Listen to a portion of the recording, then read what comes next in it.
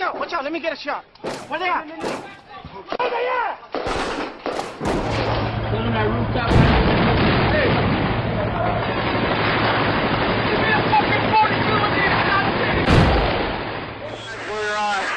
We're east of the riverbed, and we're taking fire from the west. Roger, stand by, we're popping smoke. Gun runs north and south, west of the smoke, west of the smoke. Okay, copy. West of the smoke. I'm looking at danger close now. Give it to me, I need it. You're cleared hot. Copy, cleared hot. Welcome to the Combat Leadership Podcast. Here's our host, Mike Etor.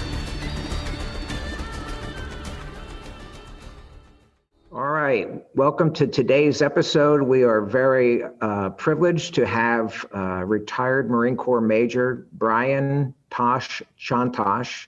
Brian served as both an enlisted Marine and a commissioned officer. Brian is a very well-known Marine combat leader, service in Iraq, and his reputation precedes himself on this podcast, and I'm sure there's a lot of name recognition there. So with that, Tosh, thank you so much for coming. How are you? Wonderful. Thank you. My pleasure. Please, Mike. Nice to be on. Well, let's get rolling. Assume, on the slim chance that some of their listeners don't know who you are, how about giving us a quick 60-second down and dirt? Who is Tosh? Oh man, who's Tosh? That's the catch question right there. Just an average guy, man. I'm no different than Joe, Tom, Dick, and Sally, as they say. And I grew up in Western New York, suburbs of a country town. Was decent in school, troubled a little bit here, there, trying to find your way, lost. I joined the Marine Corps. I enlisted. Did about 8 years enlisted when I picked up my commission through the MESEP program. And became an infantry officer. I was enlisted. I was an 0311 infantry rifleman. So I just wanted to go back in and be an infantry officer. And I served the next 12, 13 years as an infantry officer, peacetime, wartime, who knows what time. So that's it. Retired in 2003, October, and had a wonderful, wonderful career. Look back on it and think about it often, all the time, Yeah. What were the actual years that spanned your career, Tosh? Yeah, I enlisted. It was February 9th, 1993 is my Armed Forces active duty base date or whatever, that big long thing. Yeah. And then I got out October 1st, 2013. Okay, great.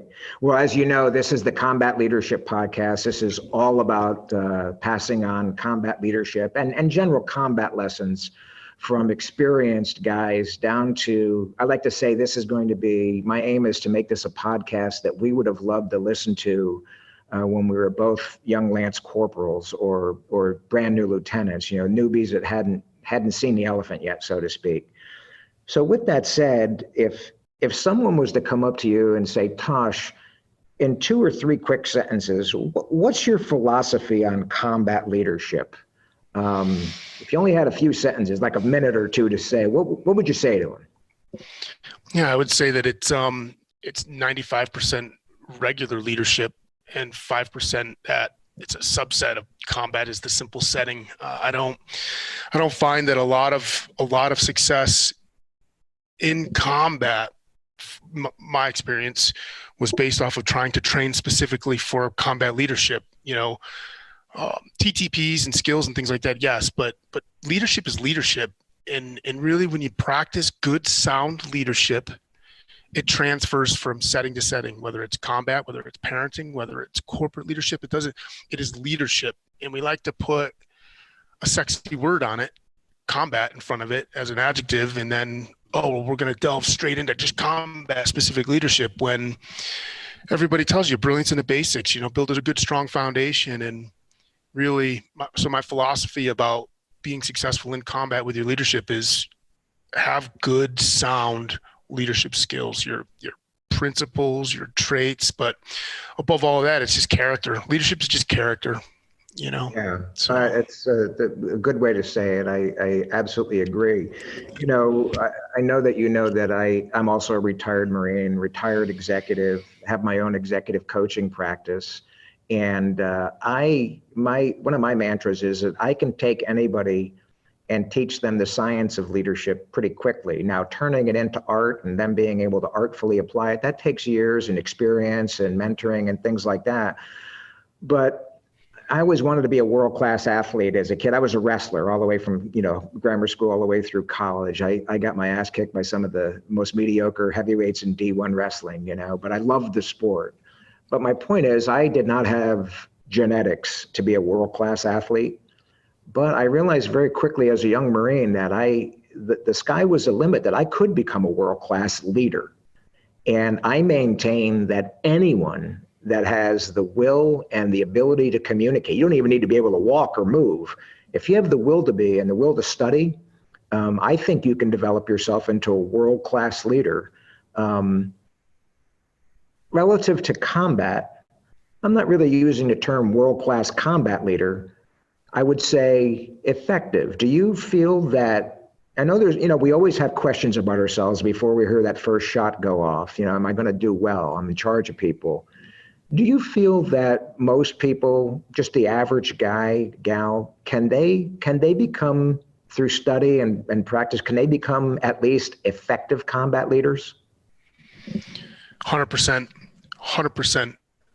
If not even trump up effective to be world class. I think I've seen some of the biggest, most bravo, outspoken, up on the pedestal individuals that, they just walk, talk, breathe, exude confidence, everything. And when they get in combat situation, they fluster, they falter. And, Joe Nondescript, who just toes the line day in and day out, does his thing and works hard, has a good, strong work ethic, they become the most effective combat leaders.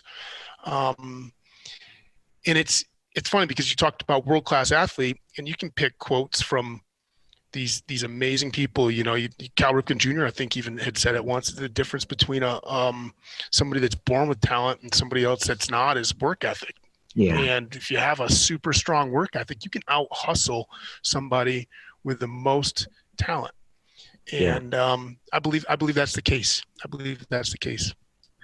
No, I'm glad to hear you say that. I mean, obviously supports what I feel. And to be honest with you, all combat leaders I've talked to, including some really, really, World War II, Korea, Vietnam vets, they've been to all three shindigs, so to speak. And they all echo what you say. So I'm hoping that's very much of an encouraging statement to our young listeners. I think this podcast or this episode here, if we do it right, Tosh, some kid that's 10 years old is going to be listening to this episode 10 years from now. And he or she needs to hear what you just said, because as we both know, and anyone that has spent any kind of time in combat, it's often not the big jacked, poster Marine or Special Forces guy or whatever that performs the best under pressure or under prolonged fatigue and heat. He's lost 25 pounds. He's thirsty. He's tired. It's just, a lot of those guys tend to fade, if not fail. And then all of a sudden you see that guy that was kind of unimpressive in garrison and like, where did this guy come from? I mean, he's all over the net. He's running the show, carrying people literally sometimes in combat. So glad to hear you say that. I found that most of the best leaders that I've ever served with in any capacity, Tosh, one of the biggest elements of character they had was the element of humility. And they were always more prone to try and teach me about lessons they learned during their failures. And I tell you, I've made some colossal failures. And I've shared them with anyone that'll listen. I mean, I look back now at some of my combat experiences and I'm thinking, even nowadays, every now and then I'll wake up and I'm like, I cannot believe I did that. I can't believe I made that decision. We were lucky as hell that someone didn't get killed or that the enemy didn't know that we were doing it at that point in time. Relative to humility, what do you think about that, to the value of, being a combat leader? And is there anything you'd like to share that is instructive is there anything that you remember thinking, man, I can't believe I did that. We really got lucky on that one. Yeah. Wow. I've grown a lot. I've matured a lot. I have the luxury of being able to reflect, and I take my reflection very serious through the last 10 years. And it's one of these things where I've arrived at today is something that I didn't have maybe in spades back then. And it's that term humility. You're young, you're 18, 20, 24, 25, 30, doesn't matter. You're physical specimens. You're a very aggressive community, right? The Marine Corps, it's aggressive. You're in the infantry. It's like you're bred to be this warrior, and confidence and humility is not necessarily one of I don't think it's in JJ did tie buckle, which is interesting, right? And JJ did tie buckle, right? We all remember what that is if you're a Marine. Yep. Leadership traits. And I failed at that a lot. I was borderline arrogant, extremely confident. Confidence is bred through capability. I feel like I was well trained. I think I was talented, physically fit, all of that, technically and technically proficient, and all of that kind of builds you up into this to have this persona. And humility is not necessarily one that you think about. And there was multiple times, multiple situations through OIF 1, OIF Sasso, whatever the heck that was, then Fallujah, and you can easily get drawn into it. And real quick, just to derail the conversation maybe for a second, it was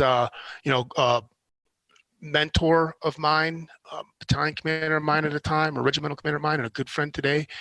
He would set me down, and he realized, hey, Tosh, like you're getting too much. You're getting too much. You need to settle. And if it wasn't for him tempering me, I probably would have done a lot worse due my lack of humility during those days. You study Napoleon when he was on the Western Front, the Napoleonic disease or Napoleon's disease or whatever, Victor's disease. You can Google it. It's it just kind of builds you. Success builds more success, which builds more confidence, which builds more success and arrogance. And so where I'm at today, though, is what is humility? And if I don't use the word humility and I change that, I substitute freedom from pride. Freedom from pride. And look at a lot of failures in combat scenarios, or just in critical decision-making scenarios, whether it's combat or not.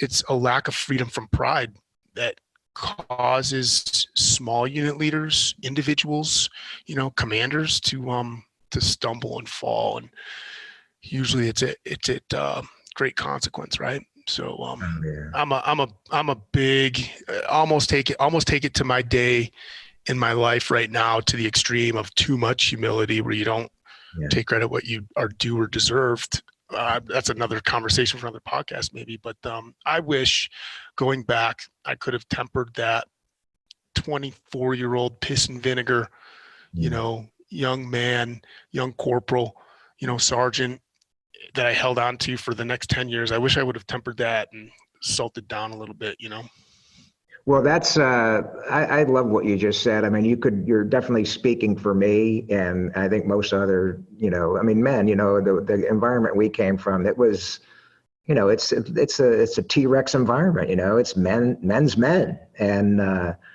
while they did teach us about humility, it was all about going for the jugular vein in sports and peacetime competition, whatever.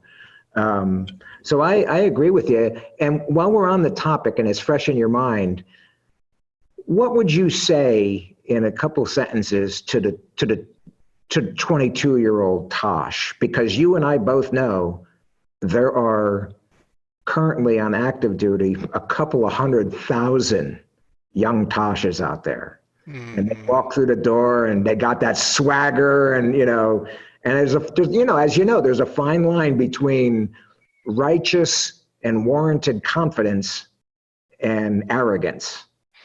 And Yeah. and Well, who wants to follow some, milk toast vacillating individual that's got the, railroad tracks on their collar? Like, nobody wants to follow that. Nobody wants to follow an indecisive, somebody that's lacking confidence. And if I were to go back and talk to Tosh, I'd be like, hey, keep it. Keep what you've got. Keep your swagger. Keep your head high. Keep your chin up. Like, be bold. Be decisive. Like, go forward. Like, do things. Take your knocks. But also, like, focus that confidence, that swagger, that youthful ignorance. Focus it for good instead of for your ego. Yeah. And if you're focused on using that for the right reasons, then it kind of takes the negative out of having it, and maybe that's really what, pride is satisfying the ego. Yeah. And so a humility, somebody that's truly humble can be completely confident, completely decisive, but not doing it for show or for attention. They're doing it for the right reasons. And it's focused and directed towards the good of others, towards the good of yourself. And I would have that conversation. I use a phrase with my teachings. It's called remember the future. And it goes like, when I was a fire team leader, I always had problems with my squad leader. Oh, well, you don't know, like, we need this, we need that with a squad leader. But then when I became a squad leader, I had problems with my platoon commander. And then the fire team leaders were always questioning me as a squad leader. It's like, oh, well, and then when I became a platoon commander, the same thing. It kept going up higher and higher. Well, at what point do you just remember the future and you give the benefit of the doubt to the one that's been in your shoes already? If you're a Lance Corporal, you know that the sergeant's been in your shoes and he's probably doing things for a certain reason, or he should be, and give him the benefit of the doubt. And at what point in your career do you continue to have that same fault, and it wasn't until I company command as a captain, maybe 14 years into my career, that I finally was like, oh man, I need to remember the future. I need to stop questioning higher all the time and just understand that they probably know some stuff that I don't know. Yeah. And kind of cash that ego out, Yeah. Good answer. I love it. Most combat leaders, Tosh, have willingly admit that they benefited from mentors, prior to and even during combat. Is there anybody that when I say mentor, boom, their face instantly flashes in your mind? You call them out and point them out and say a few things? Yeah, I think so let's put that into context real quick. I grew up in peacetime, where it was a peacetime Marine Corps, and there was no combat veterans in my chain of command throughout my entire career up until, we started Desert Storm. And, well, not Desert Storm. There were people that were at Desert Storm. Desert Storm's wrong. Iraq, OIF, Operation Freedom. Yeah. Iraqi Freedom. And because, not taking away anything from Desert Storm, but like your sergeants, your gunnies, my lieutenants, my captains, they didn't have any combat experience. So that's interesting. And that might come to some of the questions that we have down later. So I'm just planting that seed. But I know right off the bat, First Sergeant Tusapasi Suinoa, Marine Corps Security Forces, Ground Defense Battalion, Kapovic, Iceland, and Sergeant Mosier. Those two men right there were probably the biggest in my, formable years, just being a young PFC, Lance Corporal. And it wasn't because of anything combat related. It was all because of character. It was all because of, like, these guys are just and honorable and disciplined and hard and fair and deep thinkers, and they were significant. I think about them both today, and I haven't been in touch with them in over 20 years, 25 years. Yeah. But I'm a big Pat Millay fan. He was a battalion commander of mine. He's a mentor of mine still to this day. And give a shout out to those three. Don't know him, have heard very, very good things about him by people that I respect, and now hearing it from you. So sounds like I need to get him on this podcast sometime in the future as well. Mm-hmm. But I think maybe the larger point is really just, they don't have to have It's combat leadership, but the greatest things that I ever gained that helped me be successful in combat weren't derived from studying combat leaders.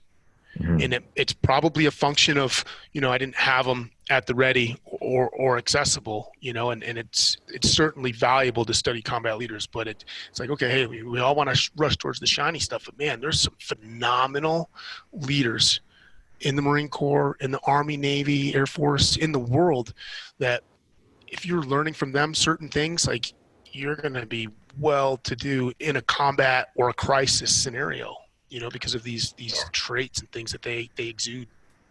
I agree. And I want to point something out, and I'm sure you're aware of it. Most of the younger folks won't. I came in and enlisted in 74. So there were literally World War II, Korea, and Vietnam vets. So combat experience was everywhere. My first sergeant, I was reading a book on Iwo Jima, and he was on Iwo Jima, and so it was all over the place. Then ending with Vietnam, well, let me give you the best descriptor I can give you. General Mattis, there are pictures of him floating around as a lieutenant colonel, battalion commander, pre-Desert Storm, with 3 ribbons. And that was the coin of the realm back then. I mean, that was really it. You had some guys, I was fortunate enough to be in the unit that did the Grenada Beirut float, and then other units went to Beirut. We were the anomaly. So post-Vietnam, up until Desert Storm, you had a whole career's worth of Marines that did 20 years, most of whom never served in combat at all, or very limited exposure in Desert Storm.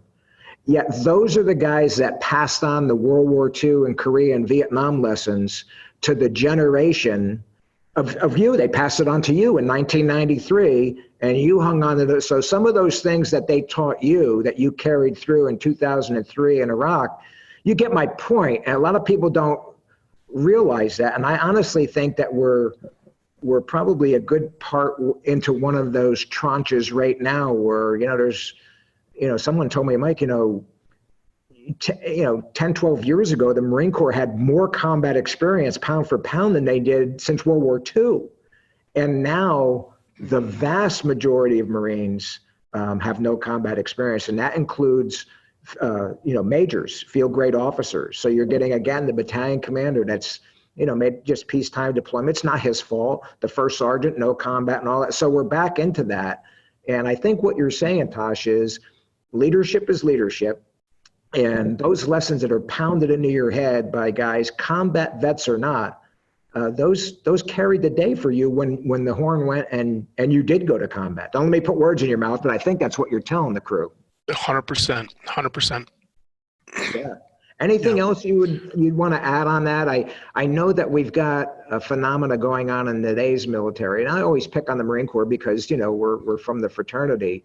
A lot of Marines today, I saw a meme on Facebook the other day. There was a picture of a drill instructor, herding his recruits around. And again, he had a peacetime stack. He had 3 ribbons, maybe 4. And you could tell these were Marines from your era, that had been in Iraq and Afghanistan. They were merciless to the guy. How in the hell do you become a drill instructor? How could you possibly be a drill instructor without going to combat and all of that? And so that is going on big time right now. And I wonder if you have just a tidbit or two of advice or caution for these guys. Yeah, I don't think combat makes a man. I don't think combat defines a man. I think whether a man has combat experience or not isn't going to be or it should not be a metric for you to pass judgment. It's a scenario. It's a situation. It's a setting. There's people that have giant stacks of salad on their chest and they were terrible in theater. And there's people that have no salad and they're phenomenal leaders. They're phenomenal human beings. And so, but it's hard because we all do it. You see somebody in uniform, the first thing you do is you go straight to their left breast and you take a look and you say, okay, hey, I see your chronological record, and it's your first impression. First impressions are okay, but there's an obligation after you make one to confirm or deny it. And so your ribbons, your stacks, your Valor Awards, your Theater Awards, whatever, your unit citation, they're just a page in the storybook, but their actions and how they conduct themselves and how they treat others and what they stand for today, right now, is what's going to make, or is what should guide you to figure out, like, okay, hey man, like this guy is somebody that I should be taking notes from, I agree. I had a lot of experience as a young enlisted Marine with a lot of Vietnam vets, and most were good. Some were exceptional. And then you had a small slice that was exceptionally bad. I mean, to the point of just being poor leaders. And when I grew up telling people, after I matured, I was like, look, when you look at someone's ribbons, you can look at him, and if you figure out the history behind it and say, clearly, this guy was one brave PFC at one point at Quezon. Right now, I'm really hoping that he's a very competent company first sergeant. Because most of the ribbons that you get, it's like looking in the rear view mirror, like they're almost never current. Yeah. So there's a lot of colonels, general officers, first sergeants, sergeants major right now, and they're packed out. And by God, they deserve the stuff they've got, but they have done it.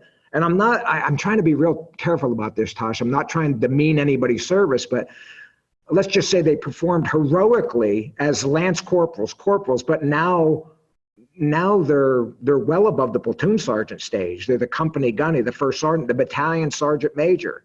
And have they been able to make that leap from combat experience corporal into a mature first sergeant or sergeant major or major or lieutenant colonel? And can they use that experience to benefit the young guy who is very prone, as I'm sure you did, I did, very prone to idolize that stack as a young guy, very prone to look at the guy walk in and just say, my God, look at that, it's just incredible. Thoughts? Yep. I mean, it's like they put a pause on their personal development and they're stuck in the past. They're stuck on their forget the word I want to use, but they're just stuck on their resume. And it's like, okay, cool. You want to always be your resume. That's fine. I'm looking to grow and develop, like new situation, new scenario. You get promoted. You've got a whole new set of tasks and responsibilities. You got to get promoted again. You got a whole nother set of tasks and responsibilities, and you need to grow and evolve. And, we pride ourselves in the Marine Corps that says we don't promote until you've demonstrated the ability to hold the job you're going to get promoted into, right? Versus, I mean, that was at least what we used to talk about when we were whatever. Other services, they would promote you into the position so that you could grow into your position where, well, we're not going to promote you to Corporal Tosh, so you start acting like a corporal and, do your thing. It's like, oh, well, I have to demonstrate that I'm a good squad leader before I get promoted to be a squad leader. And then right when I feel like I'm really nailing this squad leader thing and doing really well, it's like, okay, hey, like we're expecting you to act like a platoon sergeant, and even on the officer slide. So just don't get stuck in who you were yesterday because of the good fortune or bad fortune of a scenario that you had to cause to react to or act to or influence and solve, and you decorated for bravery. Just because you're brave doesn't mean that you're competent or a good person or a good leader or have these. It just means that you executed and you performed, and you know what? Bless you, man. Right on. I mean, there's a lot of. I mean, I worked for one. I worked for a guy that had a ton of ribbons, decorated for valor, and he was a total douchebag. Yeah. And I've worked for people that had two rows of ribbons in this experience or that experience, and they were phenomenal, absolutely phenomenal, and taught me more how to be a leader, a man, and a human being than anybody else. Yeah, I think you've done a good job in grounding the young guys. I think what I'm interpreting from you is stay humble. Don't be overly impressed by the stack, because it's the label, not really what's in the can, so to speak. And be willing to learn from anybody, great. No matter how thin the resume may appear on the surface. Give the guy a chance. He probably got something to teach you. He might have a lot to teach you. Mm-hmm. I mean, we should be ultimately, I guess, at the end of the day, we're in the military, and it's a chain of command thing, hierarchy, promotion system, right? And it's supposed to be a sort of meritocracy, right? You perform really well, you get promoted. Yeah.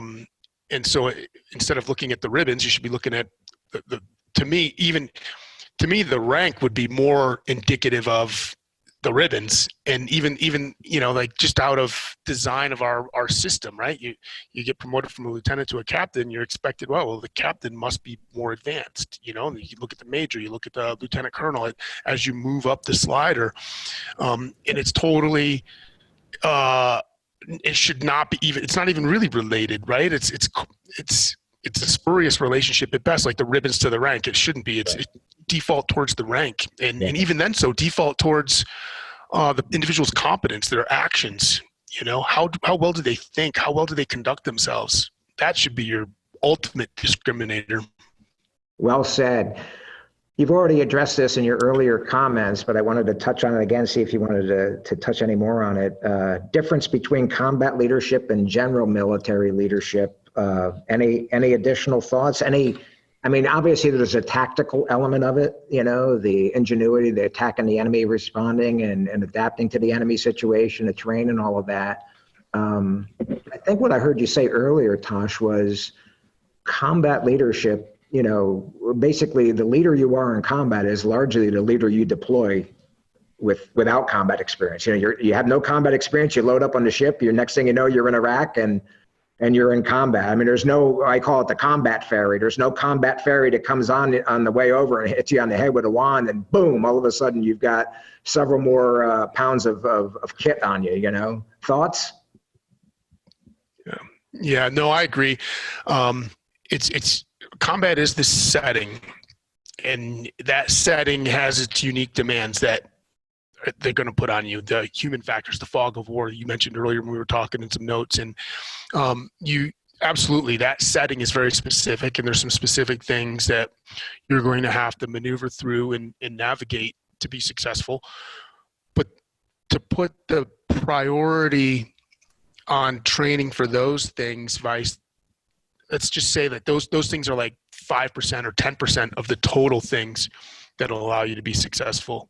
That 80, 90% of your development as a leader over here is going to largely affect whether or not you're successful in combat. But it'd be remiss not to say, like, okay, hey, there's some things in combat that are very, very specific that you probably need to be aware of and focus on and train and think about, and we can get into some of those, like just uncertainty, lack of information, the unknown, the enemy's free will, fatigue, hunger, that fear, it would be a big one. The darkness.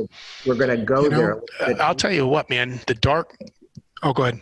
I said, we're keep going, but we're going to go there a little bit deeper in the interview. Everything you just said is right on the money. I wrote those down. I wanted to hear your thoughts on them. I'm sorry to interrupt you, but keep going. The dark thoughts, dark something. Yeah. I think dark, nighttime. I don't be on the night. Like, that's cute. And you can own it all you want. But when it gets dark out, shit gets different quick for everybody. Things amplify, especially when you're starting to be a little bit fatigued and you're weathered and you've been going for 7 days, 10 days, 15 days, 20 days, all these little things. But man, I'll tell you, the night, man, learning how to manage your thoughts and stay rational instead of emotional at night is big. But if I were to pick the big things, I would love to just like throw them on a board with 10 other leaders, and see if we can come up with some commonalities. But I bet you being technically and tactically proficient, being brilliant at the basics would be at the top of the list.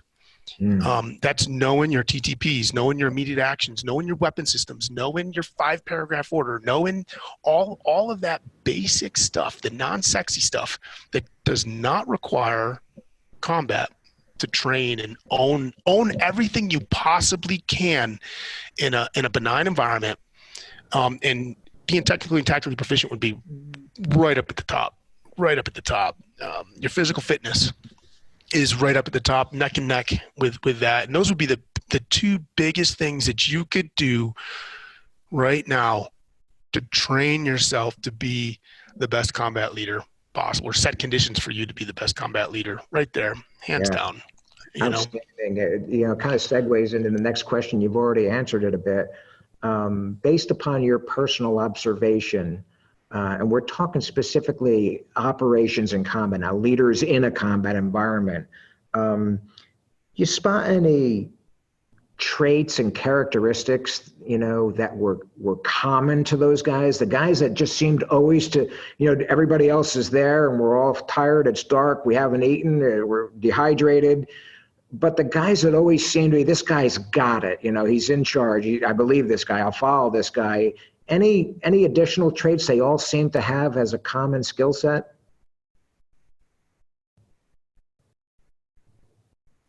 And,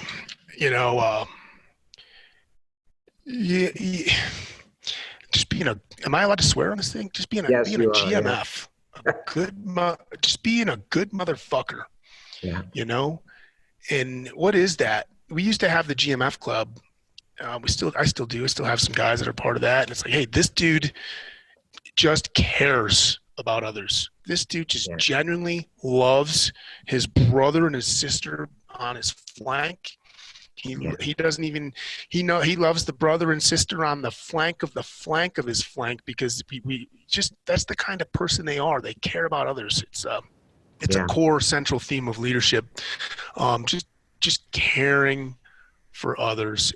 That was one thing that the best of the best all had in common, for sure. The ability to slow things down. It doesn't mean that they're not excitable. Doesn't mean that they don't get excited and they don't start acting fast, but they have a mechanism to just like, okay, hey, deep breath real quick. Let's just stay in the rational box, not in the emotional box, and knowing that as humans, our psyche's going to flow back and forth, but the best of the best could recognize when they're starting to get into the emotional side of the house, that like, oh, well, hey, I need to pull back and I need to start thinking crisp and clean. And those two things right there, the best of the best, the good, the best of the good, all had those things. Nice. This podcast, I think we talked before we hit the record button. I'm not sure I told you this. I am sure that I told you this podcast is aimed at the young leaders who have not crossed a line of departure yet or left the wire and been in combat. And we would have loved to listen to this podcast years ago. Is there anything that you would want to say as far as is difference between NCO, staff NCO, and officer? This podcast is for small unit leaders, the guys most prone to fix bayonets. Is there any difference in your expectations as far as leadership from a corporal, a staff sergeant, a gunny, a lieutenant, and a captain? I know there's a core suite that you're all expecting from. It's a legit question, I think, from the corporal. He may not know how much you are really expecting of him. And for the lieutenant, I often wonder if they really truly understand how much the folks below are depending on them and how much the folks above are depending on that lieutenant. I think the Marine Corps puts a lot of freedom of action and depends on the initiative and bias of action of small unit leaders, particularly NCOs and really young boot officers. Any thoughts on that? Yeah, man, and that was a tough one. I spent a day or two just really trying to think and tease those out, Mike. And it's a hard question to answer. And really, you have a role. If you're an NCO, you're an NCO. You know your NCO. You know your NCO role, and you fill that role. Don't need an NCO to be a lieutenant. I need to have an NCO that can think like a lieutenant. I need an NCO that can think like and understand me in the pressures and the concerns, the responsibilities. Have an idea of those, But as your lieutenant, I'm really hoping, expecting, demanding, commanding you to just own your NCO role. And what is that? It's take care of your men, supervise your men. clear, concise instructions, be able to listen to the instructions from the lieutenant, or the staff sergeant, and as a young Lance Corporal, like, hey, fill your role. And it's hard because we talk a little bit. It was coined with General Mattis back, the strategic corporal, right? We heavy reliance, especially as we started to absorb more and more terrain and face a less organized enemy, really relying on that subordinate leadership, the squad leader. And in my career, it wasn't until OIF, later in the stages of OIF, that I really felt the Marine Corps started to embrace, maybe not the Marine Corps as an institution, but on the ground where the rubber meets the road and the people doing the mission, that really started to embrace the power and the value and the talents of that corporal and sergeant, and relying on them heavily to be a strategic Lance Corporal, like to think big picture and understand that your actions, while they might seem really, really cute right now, and it might seem like it's the solution now, but in the bigger picture, it's not. And so being able to think a level up, being able to understand and appreciate one echelon higher would be a good starting place to answer that question. I want my Lance Corporals to be able to think and understand what corporals and sergeants are responsible for and do, but then just do their damn job, and you'll find that the execution will be much, much more simple. And I've really struggled the last couple of days trying to figure out how to answer that succinctly. So, I'd be curious to see how you wrapped it, maybe, and maybe we can tackle it together. I think you got it. I think we're very philosophically matched. Let me tell you how I was raised as an NCO in the mid 70s. I was raised by guys that had been NCOs in the 40s, 50s, and 60s, and there was strong emphasis on NCO is king. If I'm a corporal or a sergeant, I would be insulted if some staff sergeant had to come down and square away my unit. I mean, it was a matter of pride. When I was a brand new lieutenant, my battalion commander was a very, very famous combat leader named Ray Smith. Ray Smith was took over as a company commander in Hawaii City and then kept the company. Ray Smith is retired as a major general, Navy Cross, Silver Star, all as a captain and all of that. And one of the first lessons he taught our battalion was kind of by accident. We had a big exercise coming up, like a graded event for the battalion. But then squad leader school opened up with massive amounts of billets. And he said, captains, company commanders, send all your squad leaders. And they were like, well, sir, we got the exercise coming up. And it was at an officer PME. He said, no, listen to me. If you value my experience at all, I'm telling you that the most important leader in this battalion, in this division, is the sergeant and corporal squad leader. He said, look at you, you got 4 or 5 officers in a company, 7 or 8 staff NCOs, and dozens of NCOs.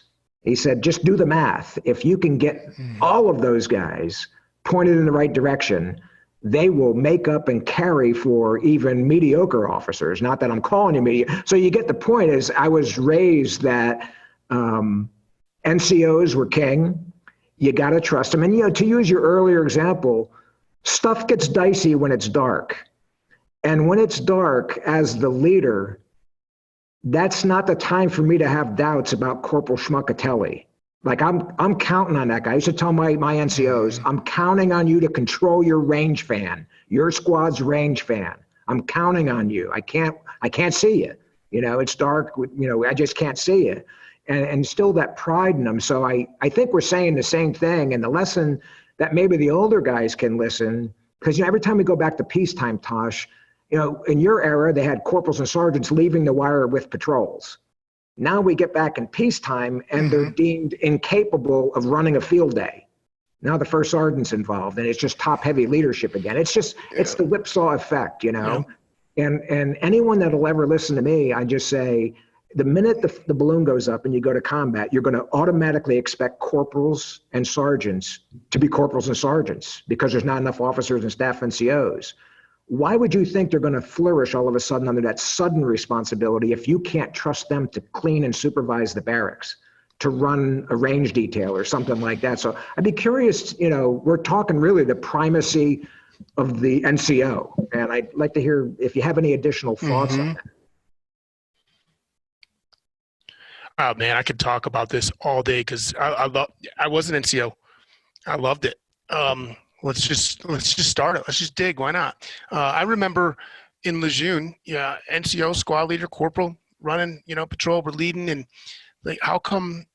I'm gonna nav this thing. Like, give me the compass, let's go. But then, how come the platoon sergeant or the platoon commander is doing the nav? It's like, well, do you want me to do my job or not? It's almost like an insult, and if I'm gonna make a mistake doing the nav, it's just a little bullshit training exercise. Let me make the mistake. Let me learn from it. But there's this defect mentality or this, promotion mentality, or, hey, I don't want to screw up the op, and so I'm going to micromanage everything and do it because I know I can do it. Well, in peacetime or in training, that's the time to make mistakes, and you make the mistakes in order to learn the lessons so that they can be ingrained in you. It's a chance for, as a lieutenant, it's a chance for me to evaluate my NCOs, know where I need to train them or how I can count on them or how they're going to respond or react or what their talents are. I remember now fast forward, I don't know, 10 years or so, we're doing a raid package at division schools. And so you're going to division schools and this is an evaluation. This goes on my fit rep as a company commander. Like, okay, whatever, and let's go do the raid. Hey, lieutenant, you're going over there. I'm not going to micromanage. You run the thing. Hey, sergeant, you're doing this, do it. And we made some mistakes and we got terrible grades on that night, right? We had to go back to, SOTG and do the raid over again because we failed. But that was the best training op ever because men were afforded the opportunity to take ownership and demonstrate and challenge themselves and feel the pressure of having to do it and not be micromanaged. I did my job. You give them guidance, you give them direction, you give them good orders, you supervise, you organize assets and to support them and make sure that they're talking to each other, but you got to let them execute. You can't be on their back. And they learned so much. And I got a bad grade. And it's like, hey, it doesn't make me a bad company commander. I would make me a great company commander because I let a sergeant be a sergeant and corporals got to be corporals and lieutenants got to do what they were doing. And it's a shift. And that's a lesson that I learned in combat. You're going to rely on, you can't be everywhere on the battlefield, and you're going to last thing you want to do is to have a sergeant on the left flank when you're all the way on the right flank, or you're at a different point, and then the enemy, Murphy's Law, the enemy's free will decides that the left flank is where it's going to happen. It's like, oh, well, I read that one wrong. And then he wants to wait for you to come over there because he doesn't know what to do. Exactly. No, I want him to be able to execute. And I want to know kind of who he is so that I can oh shit, that's going down over there. Well, that's Joe Jim Bob. He's probably going to do this. Okay, hey, I know how to support him. Let's get this in motion so then I can get over there and see what he's doing to see if but I'm never going to know that if I didn't work with the men that way. Gunnies would always get pissed when the captain was telling them how to do logistics, Squad leaders always get pissed off when the lieutenant's trying to tell them how to, if I've got a 249 saw and I'm your squad automatic weapon dude, let me own my saw. I don't want the corporal coming over there and taking the saw out of my hand to shoot it. I'm the saw. And if you can instill that, but what it all comes down to is the ownership piece. You got to be that Lance Corporal with a mindset hey, I'm a saw gunner. I'm going to own it. Yeah. I'm going to own being a saw gunner. But I'm going to be technically and tactically proficient. I'm going to know the ins and the outs. Hey, and then you just got to have that attitude as you move through. And that's what makes good units great.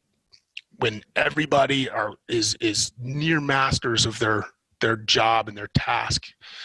And then that's where you go. And it's brilliant. It's Joe Dunford, think the world of the guy, brilliance in the basics. That was 5th Marines thing, brilliance in the basics. I don't care how well you can do the sexy stuff because the sexy stuff happens 1% of the time. How well can you do the stuff that has to happen 99% of the time? Everybody can run the option. Let's master the plan. Let's do that first. I love it. I agree. That battalion commander I'm talking about, Ray Smith, he said something to me that just dovetailed with what you're saying, Brian. He again, officer PME, we used to have him every Friday, and we really idolized him. He had such combat experience, and he said, now listen, you lieutenants, he said, I was a lieutenant. I was a good lieutenant. I was a lieutenant in combat. I was a lieutenant company commander. I love you, and I want you to have good platoons, but I got to tell you, you're supposed to be good. You've been trained, you're officers, you're supposed to be competent. He said, what'll really impress me, though I'll hate to see it, what'll really impress me is if you get wounded or killed and taken out of the battle and your platoon doesn't miss a beat. Your staff sergeant elevated, the squad leaders. So really the ultimate analysis, lieutenants, captains, whomever, is not how good the unit is when you're there. It's how good it is when you're suddenly plucked out of there. And he used to do that. Initially, he surprised us. He used to kidnap company commanders just as they were getting on the helos, take out lieutenants, take out captains. Nobody knew where they were. And then the battalion headquarters wouldn't answer us on the radio. He was all about injecting surprise and all of that.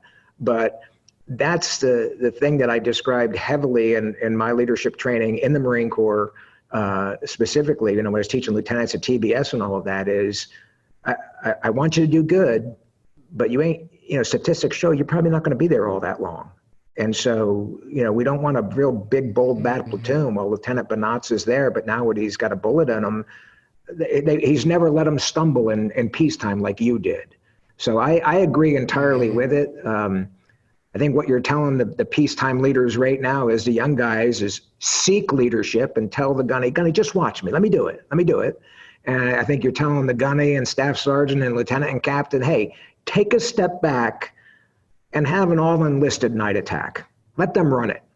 And you guys observe and give them grades, but let them do it. Let them see how difficult it is, And am I putting words in your mouth or am I hitting the mark on that? Not at all. Hitting the mark. Decentralized execution. Delegation. These are huge, and we pay a lot of lip service. A lot of people pay just a lot of lip service to it, and when push comes to shove, they kind of don't do it, and it's a shame. And you're never going to do it if you don't give ownership to people. Take the joy out of being a sergeant. Well, why am I a sergeant then? To do all this shit work? No, I'm a sergeant because I want to lead men into a frontal attack, and I want to send up the smoke signal for the shift to fire. You don't have to be, let me do it, man. Let me learn. I enjoy that. And I had this attitude, and I don't know where I got it, sometime between being a platoon commander with Lima Company and going to weapons. And it was a mindset of your role as a leader, I don't care what echelon you're at, is to train your subordinates so well that you are completely replaceable. And that's that would be a sort of mission statement, or maybe a task of leadership, is to make yourself absolutely replaceable. Mm-hmm. I give that advice to people in business today. And then there's a great fear though. Well, if I train my people so well that I'm not needed, I'm not going to have a job. Yeah. And it's good.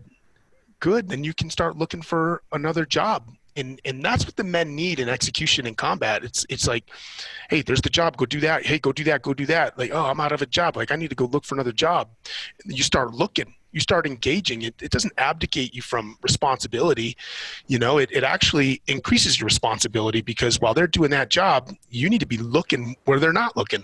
You need to be looking for a different job. And it's an attitude that I've had, and I've really started to adopt that later in my career, going through company command a couple times. I went through company command twice, and the second time I did it so much better than the first. I had the luxury of experience, but it was just hey, Lieutenant, go rock and roll, go do that, man. You and Staff Sergeant, you're gonna go do the range. I'm just gonna hang out and watch. Sir, what do you think I should do about this? Hey, you do it, figure it out, think about it, tell me what you're thinking before you do it. But this is your show, and right. You're kind of engaged. And then you got the gunny on your side. You're like, hey, gunny, this is going to happen. He's going to make this decision, and this is going to happen. Make sure that A, B, and C does not happen, and we have failure, or we have injury, or we have this or that. But let him make the mistake. But I'm reading 2 steps ahead where this is going to go. You need to go there and make sure that that's where it stops. And that's the role of a good leader. That's and that's a ripoff from Mattis and his guardian angel. Really, at a certain point, as a company commander, you're guardian angel for your lieutenants and your your squad leaders. That's your job. Yeah, high elevated overwatch, man. Just watching, thinking. I'm sure Mattis would say that while he may have coined that term guardian angel, I don't know if he did or not, that the concept is certainly not his, that was passed on to him. It's common sense. I say the same thing, Tosh. I tell people, business leaders as well as Marine leaders when I was in, your ultimate goal is to do your job so well you've obsoleted yourself. And there's always more for you to do. Trust me, they're not going to fire you. Now you have the bandwidth to look at other high-level stuff. Or, if you get the squad leaders running on rails, it provides such a comfort of time, a cushion of time for your staff NCOs and officers that they can now be thinking about next quarter's training areas to reserve and all, to shoot the ranges and things, instead of being embroiled in the day-to-day business. So I love what you said, is do it so well that, you've just made yourself replaceable. Lieutenant's down, we love him, we'll miss him. We're going to kick ass in this night attack just like he's still here, and that's the ultimate, to me, that's the ultimate final grade for a leader, is the legacy that you leave people. And so I'm curious to hear if you have any last thoughts on that before we get into another big topic here. It sounds like you were trained and allowed to, as a young leader, have room to roam and make mistakes, and that turned you into a kind of leader that had the willingness to do the same. Is that true? Were you led that way, or were you gripped real hard by your own leaders and said, if I'm ever in charge, I'm going to let these guys have room to run? What was it with you, or was it a little combination of both? Definitely a combination of both. And that was a large part of why, when I commissioned, I went right straight back into the infantry community. I saw things, felt things, wanted to do things a certain way, it's like, hey, certain frustrations, like, hey, when I get into this position, I know what it feels like to be that really aggressive, confident, excited, well-trained, like just, man, I just wanted to be a good Marine, and it's like, okay, I know what that Lance Corporal needs. I know what that Corporal, that Sergeant needs. Like, I want to remember that. I want to go back to the infantry community and give them that opportunity. I want to be that kind of lieutenant. I want to be that kind of captain.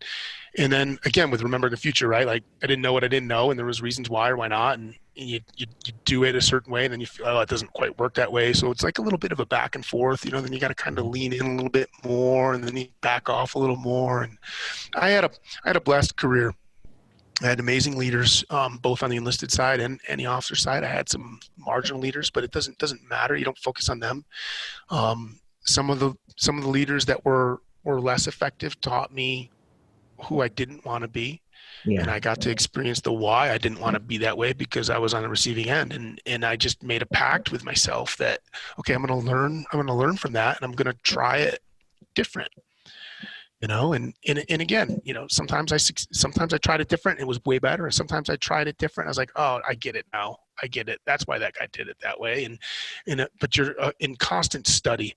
And if you're in constant study and thinking about these things, you're going to be a good leader, because you're responsive. You're living in the moment. You're present to what you're doing. And let's move on. I think we beat that pretty good, though. Yeah. No, it's all good. I think the audience is going to love it. A lot of lessons there. I really appreciate it. I want to get into a real, what I deem to be a very important topic, and that's on the topic of discipline. I'd like to hear, you had the benefit, Tosh, of being an enlisted Marine and officer in peacetime prior to going to combat. And so you had 10 years, I believe, of inspections, haircuts, all the stuff that we, often refer to as chicken shit. And like, what does this matter in combat? What's a PFT score mean in combat? And why do we do room inspections and all of that? personal appearance, physical fitness, policies, regulations. Now with the benefit of hindsight, what do you think about all of that? Did it translate into combat effectiveness and combat readiness? Because we're at a stage right now where Marine Corps largely has been at peace for a long time now.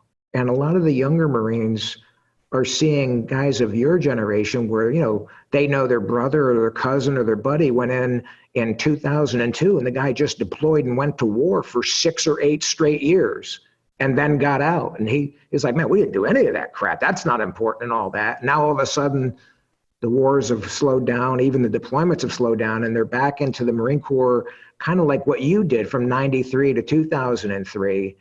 And a lot of young Marines, soldiers, airmen, it's every generation thinks this is bullshit, it's chicken shit. I came in to fight. Who gives a shit what my shoes look like and things like that?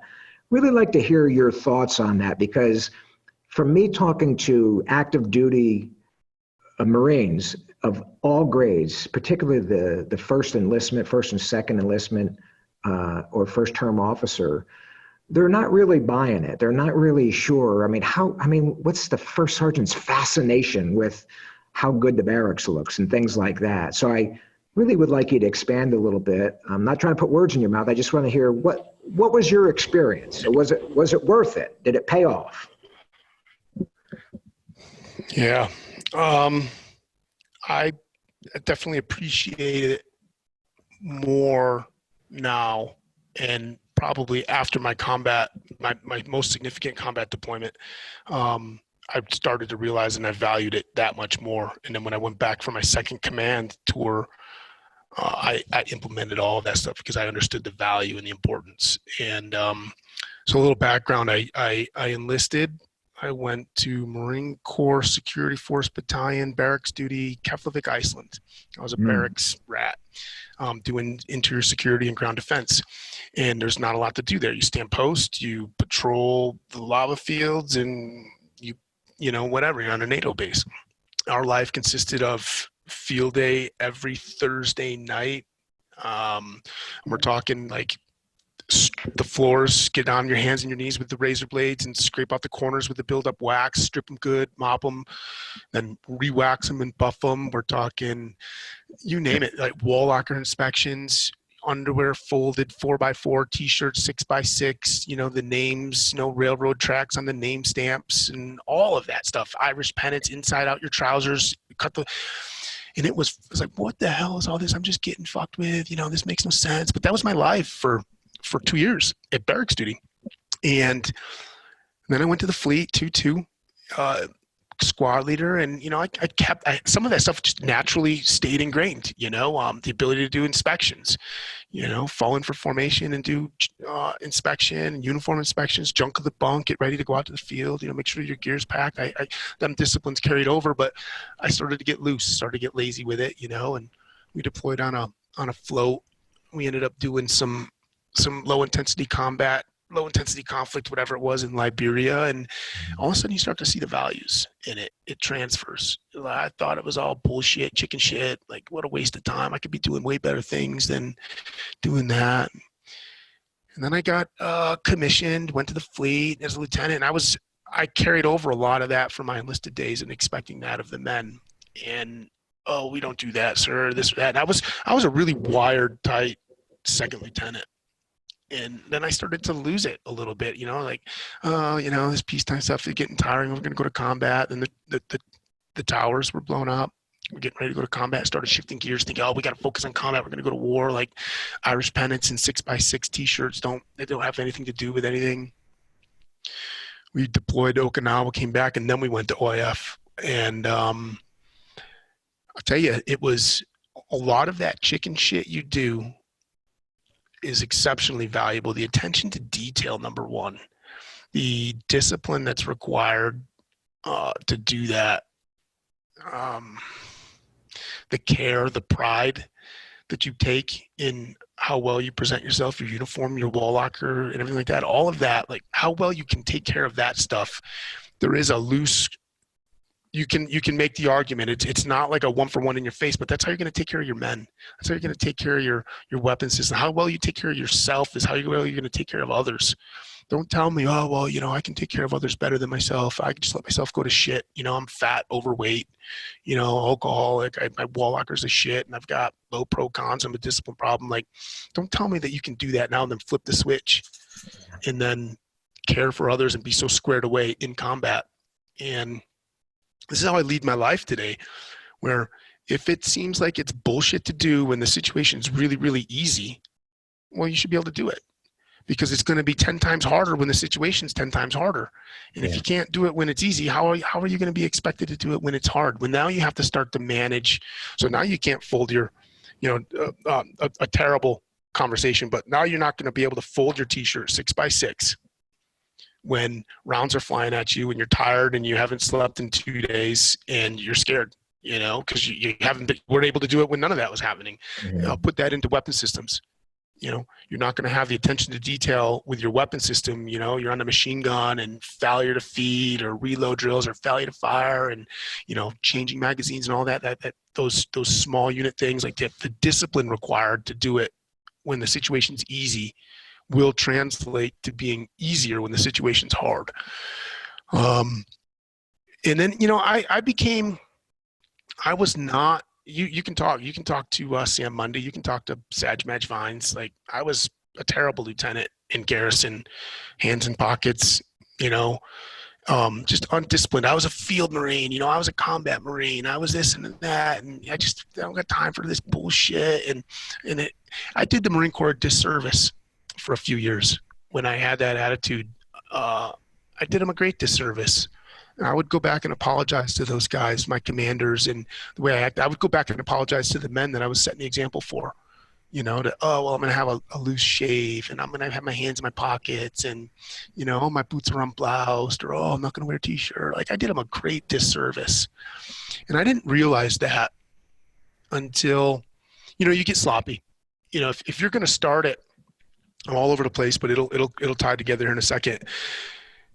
If you're going to start off at 70% the best possible you can be and then go into a combat situation, you're not going to go to 75, 80, 90, 100. You're going to, over time, you're going to start to degrade, right? Your capabilities, who you are, like, things start to dissolve. Like, you're in a very chaotic, you're in a very primordial situation. Like, if you're going into combat at 70% the best you can be, over time, you're going to, next thing you know, you're at 50%. Well, at what percentage do people start getting killed? Why not go in at 100%? Why not go in at the best you could possibly be, so that when situations, the human dimensions start to build up and accumulate on you, and then you start to slip and you start to slide and you start to fall apart a little bit, like you're still in the 85% range.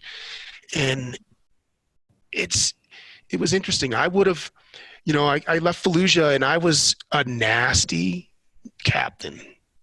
I was cool. I was a cool captain and I was good and I loved my men. And we did a lot of great shit. We were exceptionally successful. And I say we, the men. The men were exceptionally successful. But I was nasty.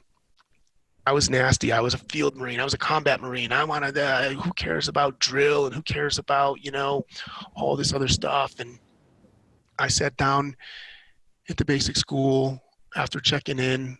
I left Fallujah and flew straight to Quantico. I didn't have any time off. I went straight there. I sat down and I was pissed. I shouldn't be here. I should be back in the country with the men doing shit. Like, that's another conversation. And I sat down and I had a couple weeks of trying to transition and get back in. I had phenomenal command there. And I sat down at Mike Brooks, Major Brooks' desk, and we were talking. He's like, "Hey, Todd," he was just giving me a counseling session, man to man. Wasn't captain to major. It wasn't like correctional. It wasn't fit rep anything. It was just like, "Hey, Tosh, like, we just got to talk. Like, whatever happened to the power of the word and? Why does it have to be or? Why does it have to be you're either a garrison Marine or a field Marine, or you're a peacetime Marine or a combat Marine? Why does it have to be or? What, have you ever heard about the power of the word and? Don't you think that by using the word or, you're limiting how successful, how effective you can be towards others? And it just hit me. He was a lot more eloquent. He was a great dude. And it hit me really, really hard. And from that point on, I just started thinking like, yeah, why can't I do and? Why can't I be really, really shit hot in garrison? I used to be, right? I mean, back in barracks duty when I was a Lance Corporal, I was shit hot, military Marine of the Year or something, whatever it was, like wall walkers, you name it, drill, knew my knowledge, knew the weight of the M16, whatever, knew all that stuff. And then I just kind of flipped the switch and decided to be combat guy. And I was living on either end of the spectrum. I was only half of my potential. I remember, Sergeant Major Vines, bless him, butt heads with him so much because he was so drill instructor, so garrison. And I just did him in the Marines and his efforts such a great disservice by being anti-garrison, and I realized the value of that after going to combat. And it's one of those things like, I got the luxury to be here today and be largely successful and look back and say, wow, I got lucky on that one, and I if I could go back and do it all over again, I would use the word and. And I did.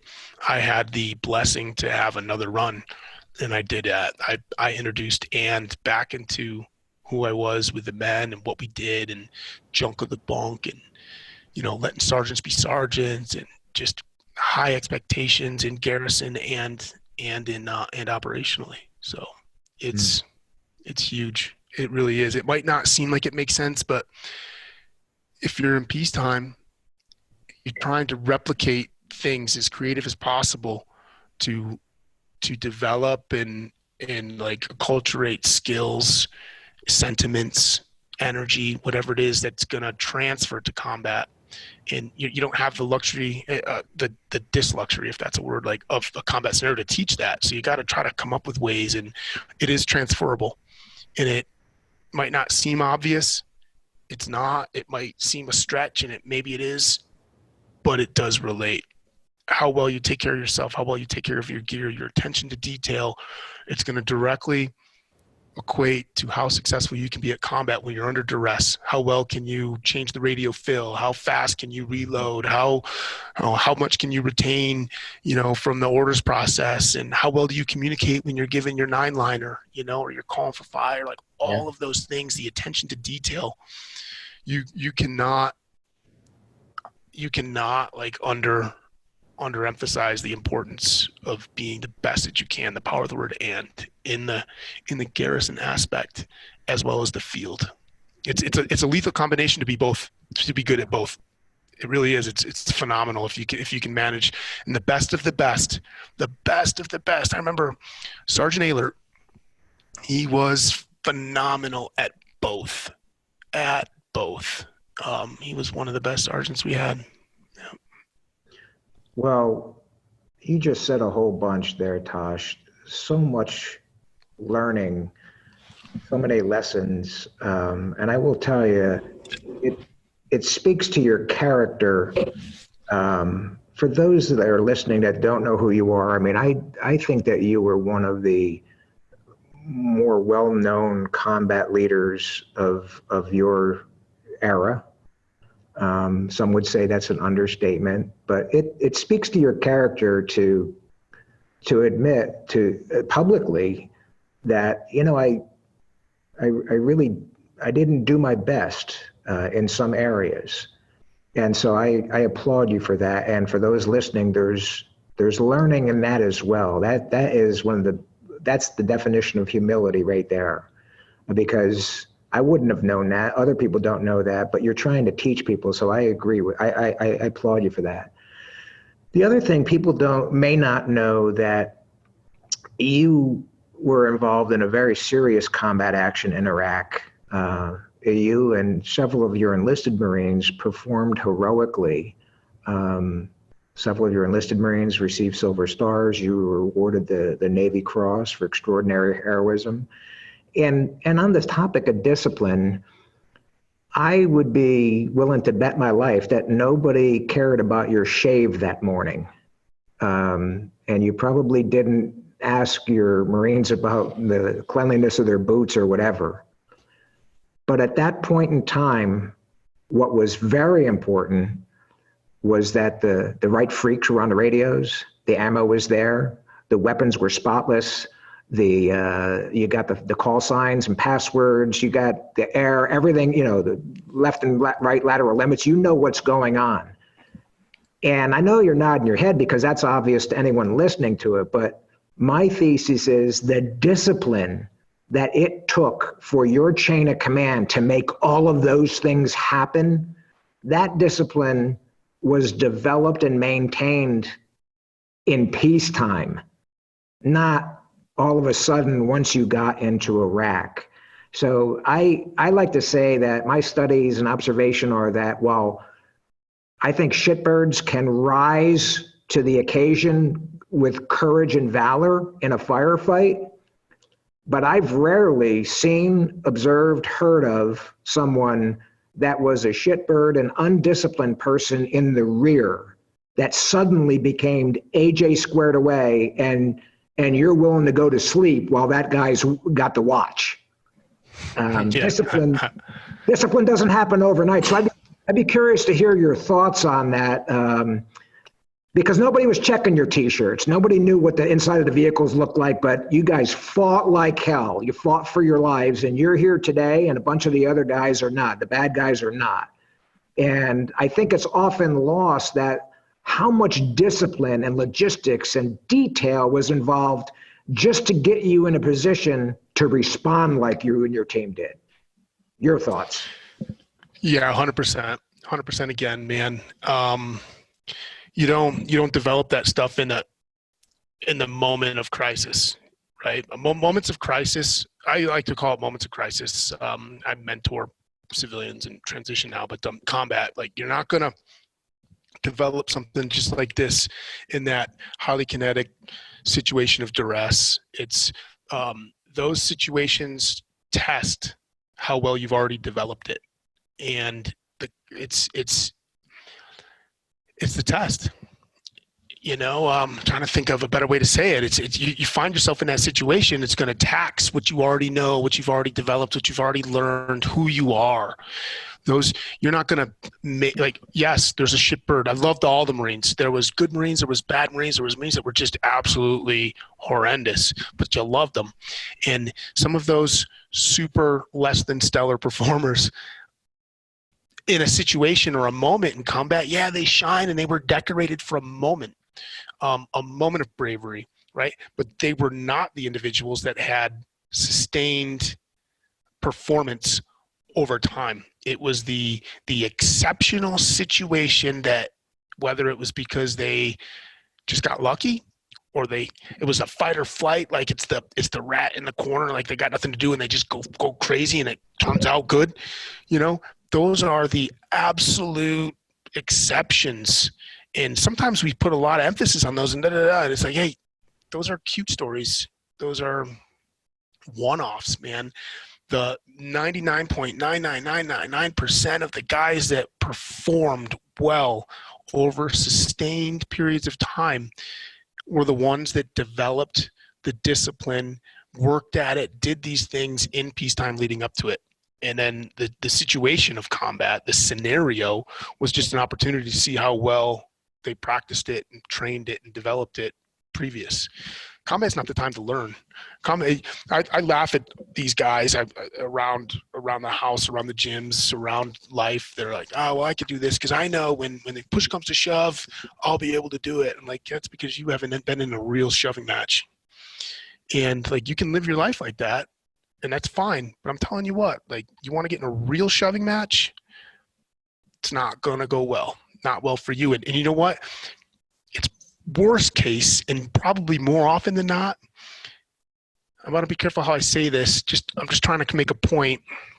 When somebody's killed in combat, anybody ever say, oh, well, that dude was a shitbird. Oh, well, that guy, he had it coming. He sucked at his job anyways. Well, he wasn't a very good Marine. Does anybody ever say that about the guys that were killed? And I'm not talking about it like out of respect. I'm saying it because the shitbirds don't. 9 out of 10 times, it's the shitbirds that don't have the skills or the disciplines aren't the ones getting killed. They're the ones getting other people killed because they have to freaking rise above and beyond the occasion because that dude sucked.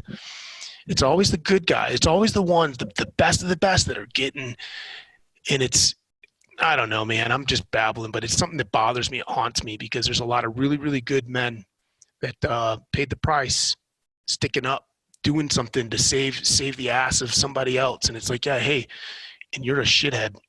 And, now Sergeant freaking so-and-so's on a chopper headed back to the rear, and we're hoping he make it. We hope we hear from him again. We don't know.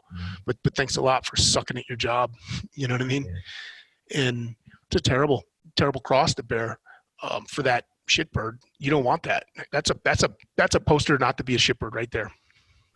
Well, I agree, and I'll add my comments on that. I think a lot of what you're saying goes back to professionalism. A professional soldier, Marine, Airman, SEAL, whatever, is a professional on both sides of the line of departure, period. And for the combat leaders or future combat leaders out there, I say you push your people hard in peacetime and you make them have attention to detail and all the little things that are called discipline. Some people call them chicken shit. And I believe that if you got a guy that can't do it in peacetime, that guy is going to be the one that's going to fall asleep, not relay the call, shoot somebody that it doesn't need shooting, cause an incident, whatever. It's always the problem children in the rear that are the problem children in combat. That's at least been my experience. And my experience is not that vast. Most of my thoughts on this is talking to people like you, Tosh, and others from all wars. And they say, in hindsight, I would have gotten rid of the shitbirds before we went to war. Because in that case, nobody is better than a bad body. No soldier is better than bringing a cancer, a barnacle on the hull, so to speak. So I think we're saying the same things. Any last thoughts on that? Yeah, we are. And I don't want to beat up the substandard performers or the people that have a lot of other shit going on or whatever. There's a whole ton of things that can go into that can of the worms. And there were people that were definitely problem Marines that performed well and they did amazing things in combat. You got a captive audience at this time, like somebody that goes UA or somebody that just always, whatever, like you have a captive audience and now you have them and they're going to perform to their potential. But generally the case was that some of the poorer performing Marines in garrison, they definitely made the job a little harder. And when you're in combat and you're trying to fight an enemy that's trying to kill you, you don't want your job any harder than it already is. Right. And if you can't trust, so-and-so to make good decisions or to be able to do the right thing, that just adds a lot of stress, not only on the leadership, but like the whole team. Man, and it's already a stressful enough environment.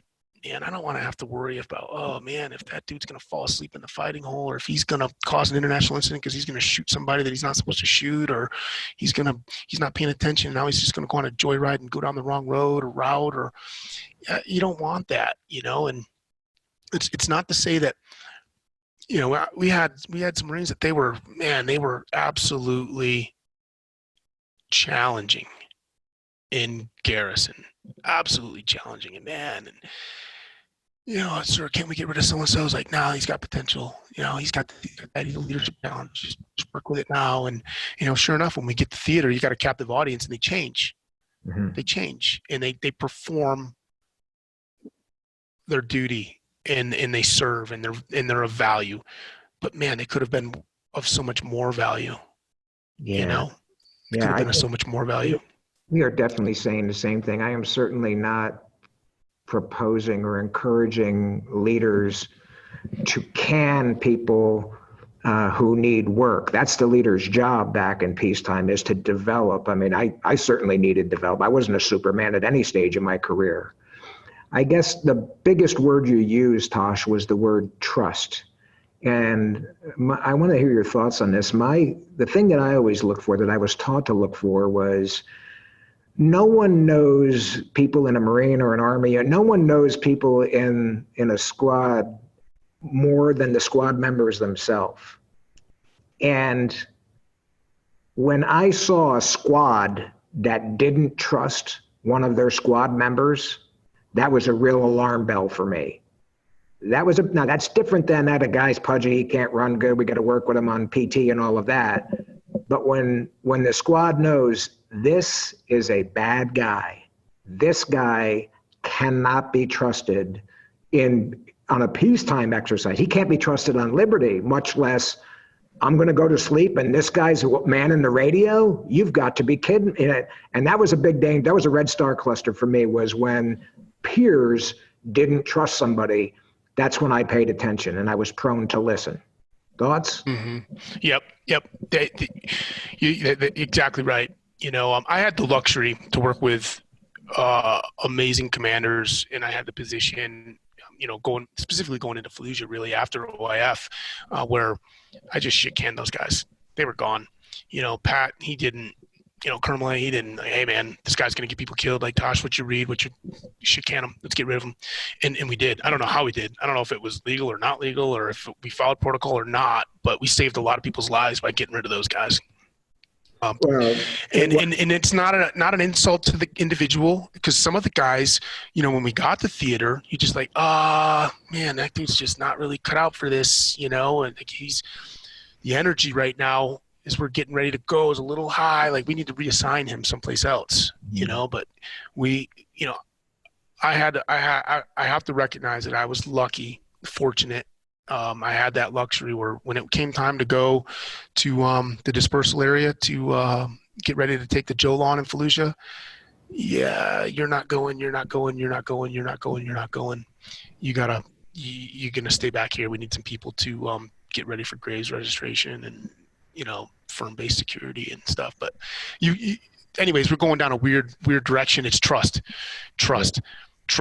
And how do you develop trust? What goes into making trust? If I'm your superior, whether it's platoon commander or company commander or squad leader, whatever it is, if I'm in charge of you, how can you get me to trust you? Number one, be technically and tactically proficient.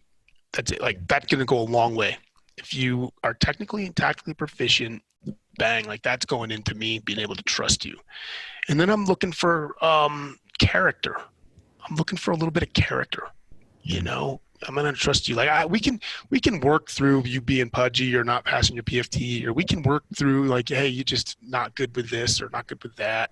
But you give me somebody that doesn't care, doesn't love his brother, sister on his side. Like, you give me somebody that's got like some kind of flaw, like they're a thief or they're a liar or something. Like, hey, we got character issues here, like that.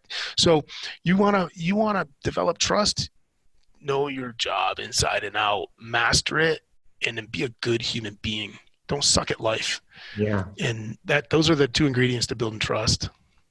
It's amazing that everything that you've said for the last 10 minutes or so is under the heading of discipline. We're on the discipline section right now. And it's funny it's not funny. It's just amazing how it always goes back to character and then trust. And those are such linchpins of everything that we need from combat warriors and combat leaders. I spoke to a retired senior NCO who worked in Iraq and Afghanistan as a civilian contractor, Tosh. And he said he did this for like 5 or 6 years. And his job was to welcome and process new Marine and Army units in theater and help them do the battle handover with the units they were replacing. Sometimes it was Army replacing Marines, Marines replacing Army, Marines replacing Marines. You get the picture. But he told me that over the course of 5 or 6 years, he saw several dozen turnovers, units coming from the States. And where I was going with it. I'm asking, so did you notice any characters, any indicators, any trends? And he said, yes, without question. When a unit showed up and they already had problems, they were missing gear, they already looked like shit, they were undisciplined, they were late for issuing gear and all that. When they showed up undisciplined, they always, at best, had a rough deployment. Sometimes they really got their ass kicked and they lost, unfortunately they took a lot of casualties. And he said, not to say that the totally squared away ones didn't have any difficulties, but he said, I never saw my first impression as an experienced, he was a Vietnam guy. My first experience as an experienced combat guy was, this is an undisciplined unit coming in here. Just from things that he saw. He had no grading sheet or no checklist. It was just his gut feel. And he said his gut feeling was right just about 100% of the time. So I wanted to segue into a question here. You've been out now, you've been retired a good amount of time. Mm-hmm. And so you may not even know how to use some of the new equipment and all that. I know I don't. There's things, I look at Marines today, I'm like, what the hell's he got in his rifle? I don't know what the hell it is, you know? But they fly you to Camp Pendleton today, Tosh, and they bring you out to the training areas and they say, Tosh, we have 3 rifle companies out here and we want you to stay with each of them for about 4 or 5 hours.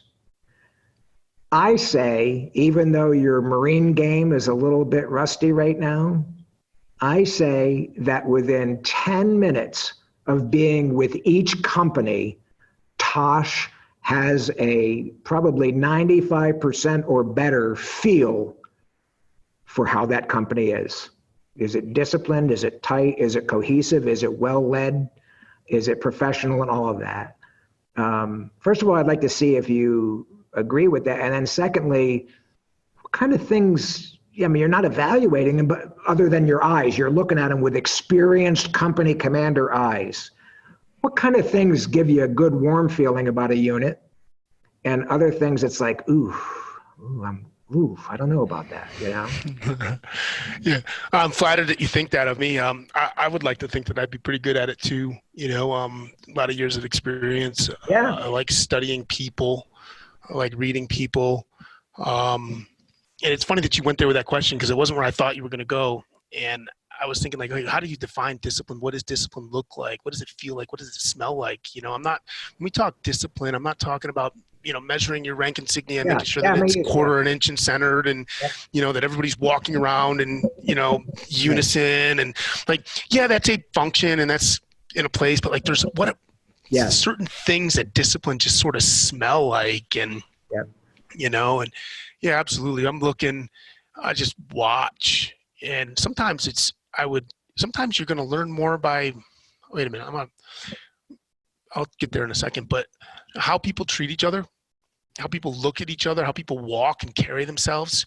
If everybody's afraid of the gunny, something's wrong. If everybody, you know, if it's always a lot of yelling, if it's always a lot of like boot camp style stuff still, leave it at boot camp, leave it at entry level training for MOS, you know, whatever. Like, but there's got to be how well do commanders treat their subordinates? Do they treat them like human beings? You know, are the subordinates afraid to engage with their NCOs? You know, do you just see pockets of PFCs all hanging out together and then all the NCOs like smoking and joking together? Something's wrong. But if you see like a loving relationship where like, hey, the gunny's down and he's got his arm around the corporal, lance corporal, and they're talking about something. Oh, hey, right on, gunny. You know, you can just feel it, the body language. Hey, that's a trusting unit. You know, when they're late for things, if they're really, really loose with their timelines, you know, everything's got to be 15 minutes early, half an hour early, and they still are 10 minutes late. You know, if you know, you see people running back and forth, little unorganized. I like things neat thing like junk of the bunk neat, right? Like, hey, if we're going to stack MREs, are the MRE stack, is the gunny's MRE stack just in a big, huge pile, or are they kind of like all organized? You know, I was like, hey, gunny, why are you stacking those that way? Hey, you know, turn it upside up so I can read the writing. Oh, well, you know, it's an MRE box because it's upside up. You know, I had gunny, it was phenomenal. You know, you stacked the MRE boxes and it wasn't like a leaning tower that was going to fall over. It was stacked and all the writing on the boxes were upside up. Like, those little tiny things like that, like how are men treating and carrying their weapons? You know, these are all little indicators of discipline. You know, is a well-trained unit, or is the leadership out and about, mingling, doing things, whether they have a specific task at the time or not, or are they hidden, they gone. You know, you look at a unit and you just see lance corporals and PFCs and a couple corporals all, you know, and it's like, something's wrong here. If it's not an O call or a meeting or something like that, like why isn't it, why don't I see things happening? Those would be some pretty good things to look at. But you can vibe it. How people are interacting with each other is going to tell you how well they care and respect each other at a level of professionalism. Yeah. Tosh, we've gone way long, and I've got some really good topics that I want to touch on, but out of respect for your time and trying to avoid making this episode be 2 or 3 hours long, would you grace us with your presence and come back for another session at another time? Oh, 100%, Mike. Like, this is great. It's good for me too, thinking back to some of the best days of my life, in the Marine Corps, and it's just wonderful. So I appreciate the opportunity to be able to reflect and maybe share. Well, we've got some thoughts. I'm looking at the outline. We've got to talk about things like fear and uncertainty, mental toughness, the warrior spirit, physical conditioning, the importance of physical conditioning before, during combat training, a big one, morale, the effect of casualty. We got tons going on here, and I think the next episode will be as great as this one was. I've really enjoyed it. I mean, I've learned just by listening to you, and I think this is going to be a heavily downloaded episode. I mean, you're speaking. You're exactly what I thought you would be. You're speaking from the heart. And anyone with any experience knows that what you're saying is legit. And some of it was written in blood. And so I want to commend you for, I asked you for an hour. We've been going for an hour and 45 minutes already. And I want to keep going, stuff, man. I want to keep going, but I don't want the bandwidth to go on me here. And I want you to get back to your family and all of that. But thank you so much from the bottom of my heart, and for everybody that listens to this for now and the next 30 or 40 years. This is going to be on whatever the internet is for 20 years from now. So this is going to be part of your legacy, and I really appreciate you coming on the Combat Leadership Podcast. So I look forward. I'll get with you, and we'll get and dig in on episode 2. Great, Mike. Hey, I really appreciate it. Looking forward to seeing where this podcast goes. Looking forward to following it for a while. Brian Chontosh, thank you so much. We hope you've enjoyed this podcast. Please subscribe, rate, review, and recommend to your friends. Please visit our website at combatleadership.com. Until next time, remember the words of the ancient philosopher Plato. Only the dead have seen the end of war.